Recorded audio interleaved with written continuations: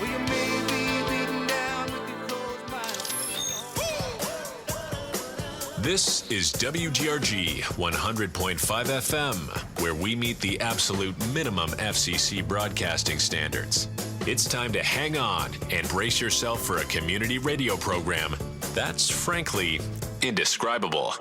Let's talk Geneseo. Two guys with nothing better to do on a Friday morning but to talk about our community. Geneseo City Administrator Brandon Meglin and City Alderman Keith Kennett. And yeah, nobody, and I mean nobody, puts the blah in blah blah blah like these guys do. And good morning. You're listening to Let's Talk Geneseo. As Mr. Announcer, as he does every week, introduces myself. I'm Keith Kennett. Brandon Meglin, as per usual. Two special and guests that we're happy to have with us this morning on this kind of a dreary, drizzly Friday morning here in Geneseo. But yeah, so good morning, Brandon. Good morning. Yeah, I think it's going to be a pretty nice weekend, though, Keith.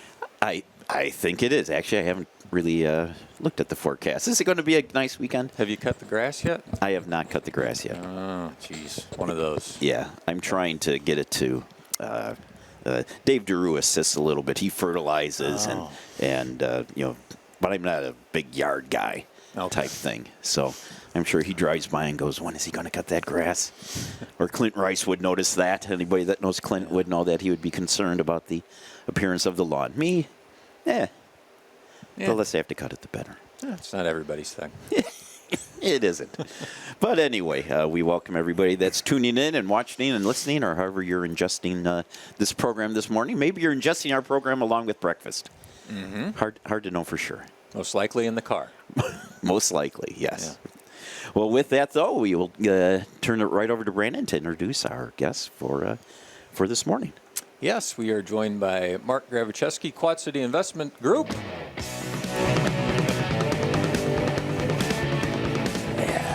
Good to be here, guys. That's right. Back in the saddle. You know him, you love him. We need a Keith camera just for when you play those songs. His face lights up. It does. Every time he hears that 2112 overture by Neil Peart of Rush, he does kind of light up. So do I. I mean, as we were kind of talking about earlier, what better boost, jolt of energy than to hear that intro from the 2112 overture by Rush. How could you not feel better? Absolutely. Yeah. Correct. Mm-hmm. We're also joined by Katie Kasunas this morning from GWK Enterprises, going to talk about some chamber things that are going on. But as usual, we'll start with Mr. Gravicheski here. What's been a few months, Mark? Yep.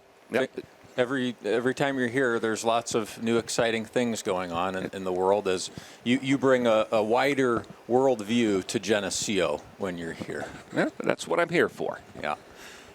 Since you've been here last, we've seen a lot of developments with the situation overseas in the Middle East, which have had a significant impact on the prices at the pump here in Geneseo.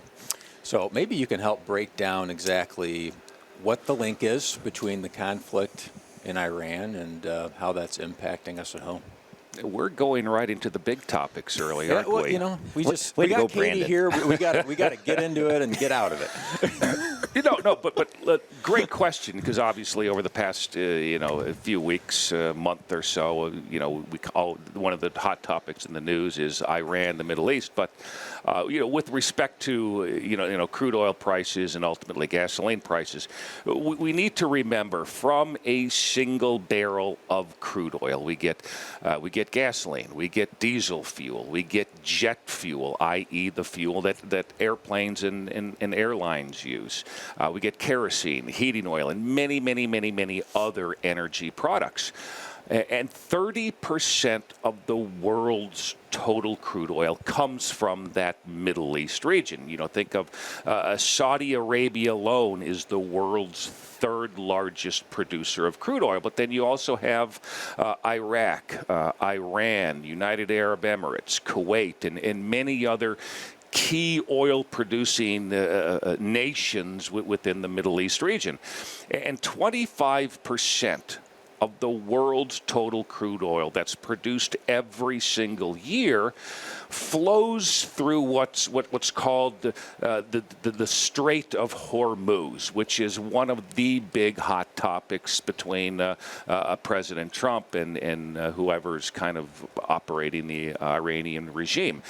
Now, the Strait of Hormuz, its significance and why we're hearing so much conversation about that in the news and media is that the Strait of Hormuz is really this narrow strip of waterway that lies between Iran to the north and the United Arab Emirates to the south that serves as this key waterway for the flow of goods and crude oil from the Middle East out to the Indian Ocean and then the key maritime shipping lanes that connect the rest of the world. And over the past few weeks, Iran has essentially shuttered and closed that Strait of Hormuz, which is on its southern border. Mm-hmm. Yeah. So, any indications out there? I feel like we won't unpack the politics here on Let's Talk Geneseo, yeah. But on or your personal opinion on how long we will see the strait being impacted and the long-term effect of gas prices for us. It's impossible to know exactly when this Strait of Hormuz will reopen. I mean, obviously, part of the ceasefire, the conditions of the term of the ceasefire between President Trump and Iran is to that unfettered access, immediate opening of the Strait of Hormuz, because there's literally about a backlog of 1,000 plus ships either trying to get out of, going east or west to try to flow through the Strait of Hormuz. The challenge one of the challenges is that we're finding is that because Iran's leadership has become so decimated and literally destroyed, it's okay, who do you exactly carry on negotiations with? There doesn't seem to be a lot of people left. And so part of the chaos we're seeing in the financial markets, in the stock market, and the bond market is you get this overarching concept of, okay, the United States and Iran, they're carrying on these negotiations. We have a 2-week ceasefire, but then you get these little drips of information out of Iran that, okay, this person within the Iranian regime said there's no deal. The next day, okay, well, this person within the Iranian regime said there is a deal. And so one of the biggest challenges is because that Iranian leadership has been targeted and destroyed and decimated, it's who's left and who do you actually negotiate any type of longer-term settlement with. So, Iran, the Strait of Hormuz, both of those kind of remain this very, very fluid situation, as we've seen just over the last couple of days and weeks. And again, it's impossible to predict the timeline of when the strait may actually open up. Mm-hmm. And we did see traffic yesterday through the strait, correct? A little bit. One of the contentions, and obviously one of the main things that Iran wants is they want control of the Strait of Hormuz. Well, the Strait of Hormuz is actually, classified as, open water, open international water, and now you have the regime wanting to essentially have a tax or a charge a fee for any vessel going through the Strait of Hormuz. Obviously, President Trump and I think even the global community is not going to accept that as a term of any type of surrender by Iran. But yeah, again, it kind of remains that very fluid situation, and it kind of goes back to that whole idea that Iran over the last 5-6 weeks or so has been absolutely decimated, and Iran knows its last option, or one of its last options, is to try to disrupt that critical flow of crude oil through the Strait of Hormuz. It's really Iran's last-ditch effort to try to kind of cause some type of disruption or chaos to both the U.S. and the global community. And the way it's causing that disruption within the Strait of Hormuz is Iran is using, missile threats, drone attacks, naval mines. And what they're trying to do is to turn that narrow strip of waterway, again, the Strait of Hormuz, into like a war zone choke point, effectively cutting off any flow of crude oil out of the region. And understandably, global shipping companies are very hesitant to send their ships through that Strait of Hormuz because of the high risk of danger, not only to their ships, but you got to think about the lives of the crew as well. So this has become the major talking point between President Trump and his counterpart in Israel, President Netanyahu, in their negotiations with Iran. But again, who are you actually negotiating with in Iran? And that's kind of one of the challenges I think President Trump and President Netanyahu from Israel are kind of understanding now. Mm-hmm. Yeah, and you've talked about it on the program before. Obviously, most people know that, and you probably have the exact stats, but most of our goods come from trucks over the road, 18-wheelers, and when gas prices go up, they impact the local prices. What are some of the typical goods that are being impacted the most currently? One of the biggest fallacies in the world is that the crude oil industry exists in some type of singular bubble. Literally everything we do, everything we touch, almost every aspect of our daily lives, from the moment we wake up until the moment we go to bed, involves some element of crude oil. I just said, all of the energy products, whether it's gasoline, diesel fuel, jet fuel, but also crude oil is used in the manufacture of plastics and synthetics and lubricants and a lot of petrochemicals. But also you think of transportation or manufacturing costs and production costs. Whether you're a farmer or you're a manufacturing, you're using some element of crude oil and energy to run your operation. And then there's the shipping, the transportation, the warehousing aspect. Again, all use some aspect of energy, all derived from a single barrel of crude oil. So the crude oil industry is just massively expansive in how it impacts daily costs. Whether it's goods, whether it's services. So obviously that's that uncertainty and the impact on the U.S. economy is really kind of what's been driving a lot of the volatility and chaos we've seen in the stock market over the past couple of weeks. And again, you watch the up and down movement in the stock market over the past couple of weeks. Everything revolves around when is the Strait of Hormuz going to open up.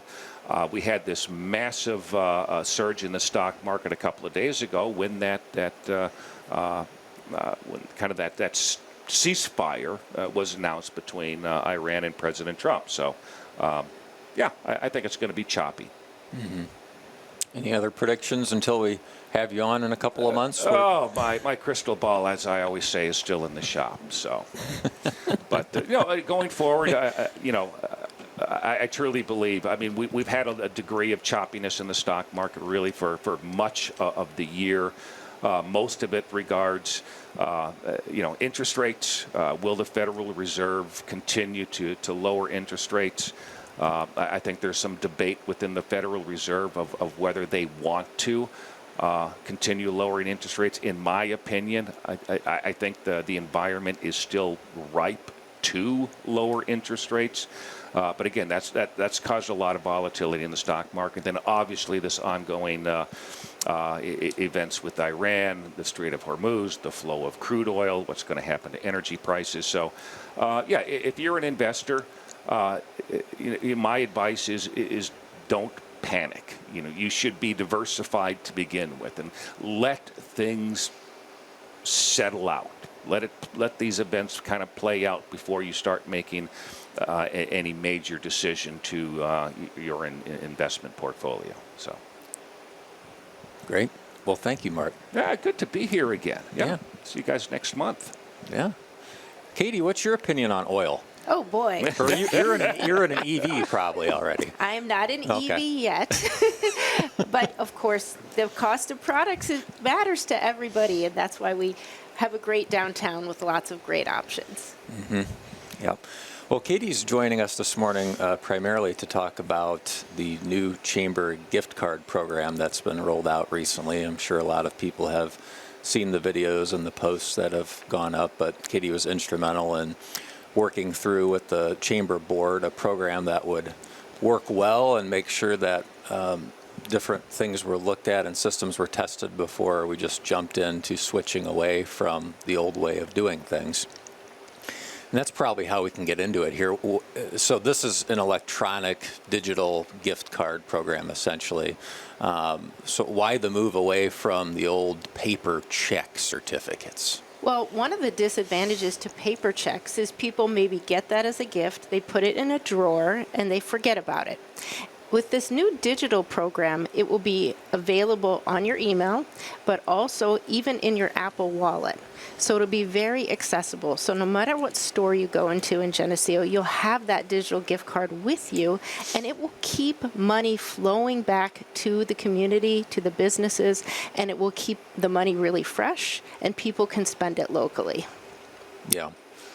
Yeah, and that's, I think, is a huge benefit of this program is, there's a certain nice aspect to paper sometimes, and a lot of people still prefer paper, but you can print these off, digital cards too. But, they could just be cashed, and then that money could be spent anywhere. And the Geneseo Chamber of Commerce's aim is to sell gift certificates. If we're going to sell gift certificates, is to have them spent in Geneseo, right? Right. This is called a closed loop program. So it really focuses the dollars with chamber members that are participating in this program. And as of this morning, we have 35 businesses signed up. Some of the biggest players in town are all already set up to accept these gift cards. And it's a really exciting program and just great to really keep the money locally. Mm-hmm. If somebody still has one of the old paper check gift certificates, can they still use it? Absolutely. They're all good. Okay. All right. How do people buy the gift certificates? Obviously, the videos I think that you have helped put out have links to them, but is it a complex process, or can anybody do it, or what do you have to have? Well, under the old system, they would have to go to the chamber during office hours only. This new program is 100% online, so you can buy it from your couch at 3 a.m. if you want to. And if you forgot somebody's birthday, you don't have to worry about getting to the chamber office. You can just go online. The links are available on the chamber's Facebook page, and it shows you all of the great options there. It's very easy. You can go as little as $5 all the way up to $500 is an available options. Okay. I see. Katie and I were talking about this earlier on, and I think this is an important point to the community out there. I kind of originally thought it might be an actual, when you say gift card, what immediately comes to mind, Amazon or any other retail plastic card, but it's not a plastic card, just to make this everybody out there kind of available, just so maybe kind of reinforce that a little bit. So yes, it is digital, it is tied to an email address, and it can be loaded into your Apple Wallet. Now, sometimes people like to give a physical gift, so it is printable, and it's a nice design. You could print it, you could put it into somebody's card, birthday card, you could even wrap a piece of paper and give it to them as a gift. So there is a physical element available, but it's just not every time going to be a plastic gift card. It's just physical printing or digital. And again, this is a great program. One, they make great gifts, but also they make great rewards for your employees. If one of your employees or staff has really kind of gone above and beyond, the simple giving them a gift card rewards that employee, but also those dollars are going to stay within the Geneseo community? Well, so often you don't know somebody's favorite store. Yeah. And this gives you 35 plus options here to say, well, maybe they're going to spend a little bit at XYZ, and then the next store they have that as well. So it's very versatile. Tell us about expiration dates. I know that there's reminders that come through to remind you you have money loaded onto one of these. And what about fees? So there are some fees at the purchase time. When you make a purchase, it's $1 plus 5%. I checked it this morning. Under a $50 purchase, it's $3.50 is what the fee would be. As far as expiration dates, you get a reminder via email once a month saying, hey, you still have money on this gift card to spend in Geneseo. Here are the 35 plus businesses that are participating. So that's a great reminder because, again, if you have a paper gift certificate, it's maybe stuck in a drawer, you've forgotten about it. But at the end of 12 months, there will be a little slight fee monthly until the gift certificate is used. So that does happen. And that's a pretty standard thing with gift certificates across industries. So, yeah. And so right now there's a bonus program going on where you get a $25 bonus for buying. This is kind of to get people interested and get them on the website to look at it. But basically it's $25 for free, right? Exactly. I mean, if you sign up right now. So we wanted people to learn how to do it, and we also wanted to give back to the community. So the Chamber has invested a lot of time and resources into this, and this money will go to benefit the community. So you can buy a $50 gift certificate online and get $25 completely for free. So it's like $75 to spend in town at all of our participating merchants. Yeah, and you better do it quick because there is a limit on how much the Chamber is going to spend on these $25 stipends on top of the gift card rate. But there's really no reason not to do it right now. Right. It is also, it's one per customer, and there's over 200 people that will be able to take advantage of this program. So the first 200 people. Correct. That's an incentive for you. And Keith, get your gift card. I'm getting ready. we launched it on Monday, and we've already sold $2,000 worth of gift cards, so it's been Wow. very exciting. Excellent. How can local businesses, so if you're a business owner within the Geneseo community and you want to become a part of this program, but you haven't yet, how can business owners become involved? So first they have to be a member of the Geneseo Chamber, and then they can get an activation code to activate their business. It's also a great marketing tool for those businesses because they're highlighted on that page as well. They can have their logo, a picture, and a description of their business, and a backlink to their website. So if somebody's listening and they're not already participating merchant, they can contact the Chamber, they can contact me, and we can help get them set up. The process takes about 5 minutes. And again, I'm a little bit older school. I grew up in the realm of the paper certificates. Maybe go over one more time. It's like obviously everything is digital. Is it an app that's downloaded? Do we go to a certain website? If there's a listener out there saying, I want to find out a little bit more about this website, where can I go right now or later on this afternoon? So I would recommend going to the Chamber of Commerce Facebook page. Okay. All of the information's on there, and all of the links are on there. You can go to that page, and that little system will guide you through. There's no need to download any apps. But the only thing really required is an email address, and then that gets you synced up, and then you'll get an email confirmation, and then you can also choose to add it to your already existing Apple Wallet. And can you reload? If you open up an account, can you add additional funds to it, or do you explain that process? Yes, you can buy as many gift cards as you want. Each one has a unique code, so it's not like reloading, but it's just getting a fresh one. Okay, good to know. Everybody out there, go to the Chamber's Facebook page and find out a little bit more about this. It's a great program. Again, they make great gifts. It's a great way to reward your employees, and all of that money stays within the Geneseo business community and tax revenue. Yeah. All good. All good. $25 is $25, Mark. Absolutely. Right? Yeah. Supplement your oil prices. Right. Some nice walking around money. Yeah, there you go.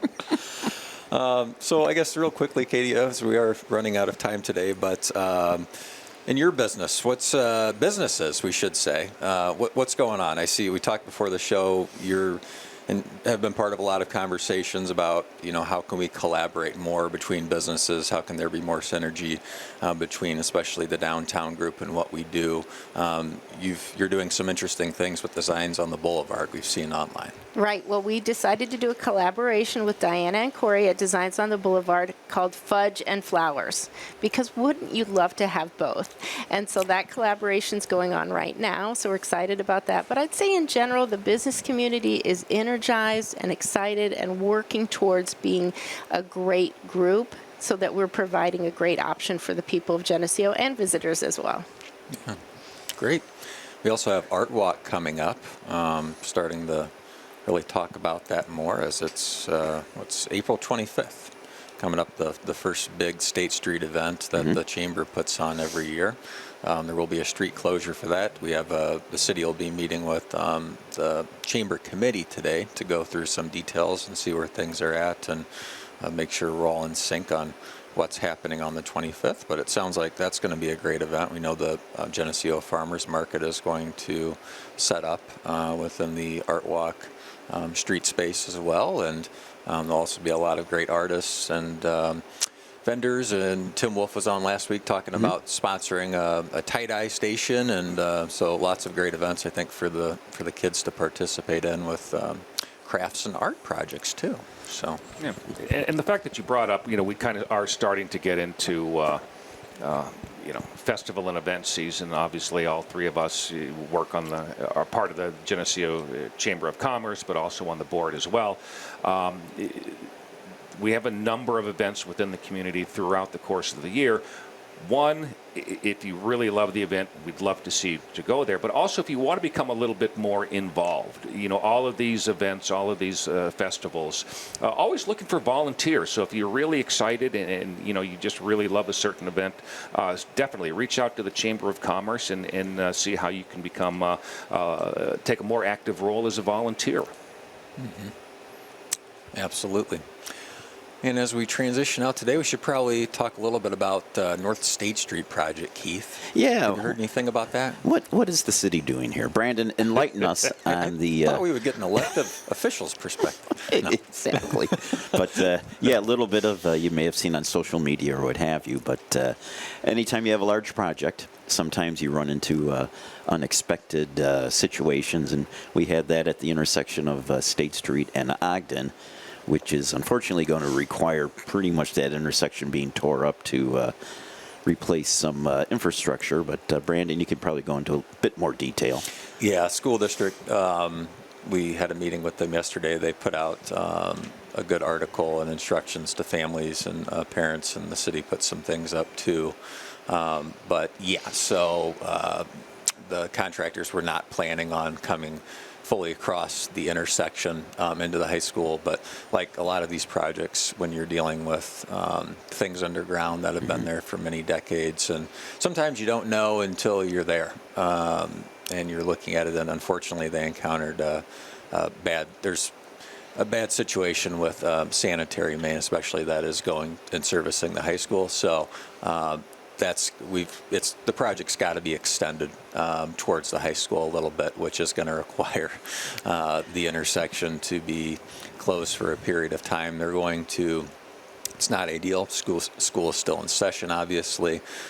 School district really appreciate their partnership yesterday with a number of people. It's complicated. It's not just coming in and out of school. It's the sports. It's the bus routes. It's the after-hours events. It's the banquets. It's lots of things on how you keep logistics flowing. So encourage everybody to read that article that was put out by Adam with the school district. Adam Fluke, the social media rep, did a great job of kind of simplifying the conversation, but for parents of especially the middle school and high school students, just be on the lookout for more information about if anything comes out on bus routes and whatnot too. Yeah, and I'm pretty sure they had sent that to all the parents over email or what have you, but check out social media. There's various maps showing the temporary routes and stuff during this period. It's 2 weeks, maybe if the weather's perfect and things go perfectly, it might be a little less than that, but we're figuring on 2 weeks, and but yeah, there is definitely a plan that's going to be a little different than the normal traffic flow to get people in and out of that area. The other thing, though, too, is just generally avoid Ogden Avenue. Yeah. For the next couple of weeks, if at all possible, particularly down by the high school. Yeah, there will be, you'll be able to come into that zone. So we're talking about Ogden Avenue from Russell to College. So unless you live along the route or your destination is the high school, you have business at the high school, it'll be closed, Russell to College. Just avoid the area. Take a different route if you're just using Ogden as a cut-through point to cut across town. But there will be entrances into the high school if you're coming from the east or the west for students and faculty, those that need to be here at the high school. So you will be able to get in. Just we ask everybody to slow down and just follow the signs to enter the high school. And again, it's just the reality of the situation. But of course, this temporary traffic will be funneling down to Wells, which is right at Northside School and stuff too. And so just be extra careful, because there's going to be a lot of kind of extra commotion and stuff with also a elementary school trying to operate and kids coming and going from there as well. So just be patient, but avoid the area unless you need to absolutely be dropping something off with students. Right. So Yeah, exactly. yeah. All right. Well, anything else, Brandon? City Council meeting coming up this Tuesday. Always invite everyone to attend. Normally it's just Ann. Yeah, But sometimes we have more people. Last meeting, 74. So it's either 1 or 100. You just don't know. But no great shakes. I don't think of anything on the agenda per se, but just some follow-up from the last meeting stuff as well. Yeah. Probably be some more, hopefully some action stuff too, just to address some of the questions that came up from the last meeting with Farmers Market. Yeah, be a follow-up from the committee meeting, the 2-meeting cycle that we got into in the last show, kind of explaining how things are introduced, and then final votes are often taken at the second meeting, the city council meeting. So it is that second meeting. So yeah, Farmers Market agreement will be addressed. We'll be talking about a proclamation for Arbors Day. We can officially announce that, and I guess we haven't yet, but we will, but I might as well say it because I brought it up. Breaking information. Breaking news, yeah.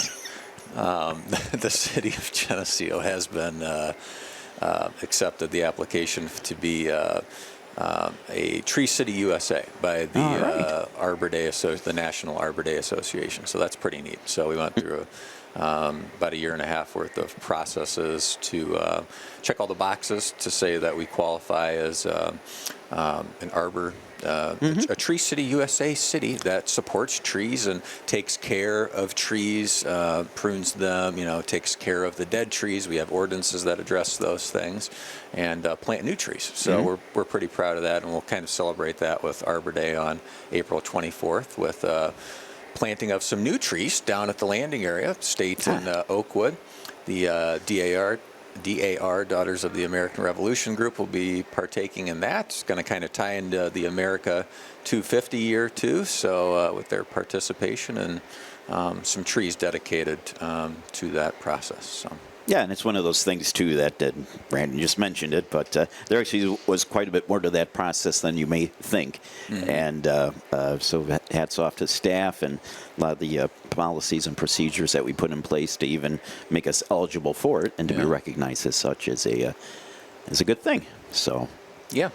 And it's more than just we get to hang up a sign. It does, if you have this designation in the future, we can qualify for grant awards and different things if we want to buy a large quantity of trees, or we may be able to get them granted to us at no cost to the city. It puts us in a qualification bucket to be able to do those things, which is pretty neat. Yeah, awesome. All right. Well, if you have nothing else, I guess we can let our listeners go if we have anybody hanging on. I think we still have some listeners out there, though. Oh, there viewers may be as one well. or two. There may be. Probably Ann. Yeah. Thank you, Ann. We appreciate We you. do appreciate it, but we also appreciate Katie and Mark Yeah. being with us this morning as always. Brandon, good seeing you. And to all our viewers and listeners, we appreciate you as well checking us out here on Let's Talk Geneseo. So for all of us, we hope you have a great weekend. And you've been listening to WGRG 100.5 FM in Geneseo. Have a great weekend.